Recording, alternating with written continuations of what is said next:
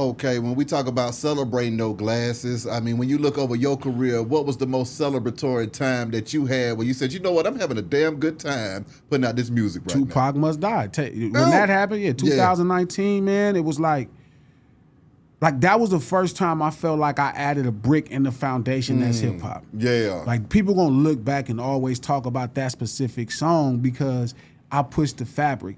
I pushed it, like I kind of added to the fabric. I extended the legacy a little bit more to give people a perspective of street urban culture and morality. Where they like people was like, damn, is that normal? Does that happen? You know what I mean? And if it could happen to somebody we celebrate as one of the greatest, human beings that ever lived in Tupac, and nobody's above the program, then you understand a little bit more about how we grow up morality wise and why, respecting each other is important and how shit can get if people feel disrespected. You ain't never lied about that right there, Glasses. Now, when you looking right now at the 50 years of hip-hop celebrations, you from the West Coast, man. Yeah. MC Hammer said he didn't feel like going out there celebrating with everybody because he felt like, you know what, I don't feel like being fake with y'all. Y'all hated on me my whole damn career, and I'm going to just let y'all have that. Me personally, I loved Hammer growing up back in the day. And that's what I don't never understand either. But I think we was kids, so we looked at Hammer like a superhero. This nigga was a shit. He was a superhero, a cartoon character. But that's why hip-hop is for the kids. Yeah. I mean, don't get me wrong, as an adults, we celebrated too, but like what Hammer meant more to us. Exactly. I seen Hammer perform. Me and my old lady go to the show. I seen Hammer perform, and it fucked me up. I felt like a little kid again. And he didn't miss a step. I follow him on Twitter, and he tweets me back, and inside, like I be fucked up. I'm like, this nigga Hammer DM me back and tweet me back. So I'm not mad at him. You know what I mean? He can have his. Chris said the same thing. Shout out to KRS-One. He's like, man, I'm not fucking with the power structure. So I'm not upset that if Hammer don't want it. It's his right to say. And they weren't really fair to Hammer. They weren't really fair and courteous to Hammer and treating him with the respect he deserved as an entertainer and as a great representation of blackness in America. Come on. So, if he still got a chip on his shoulder, man, shit, that's cool. They ought to do something special for him by itself. Apologize. Give him a lifetime. Treat that man like you owe him versus you gonna tolerate him now.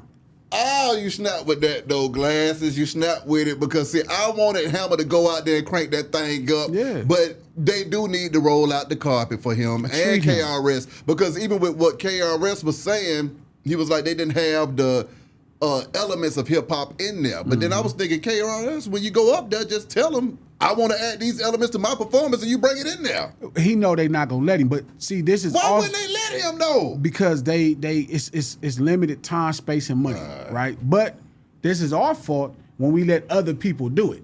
Come on now, we supposed to be putting on our own 50 years and selling it to them. Ooh. We ain't supposed to let the Grammys put it on. We supposed to put it together and then sell it to the Grammys. And then none of us participate unless you buy it from us. Come on. But as long as we allow people to give us the diet version of Pepsi, ain't nobody finna add no calorie in there. Which makes me come with this spontaneous question because, I mean, Versus rolled so much hell during COVID.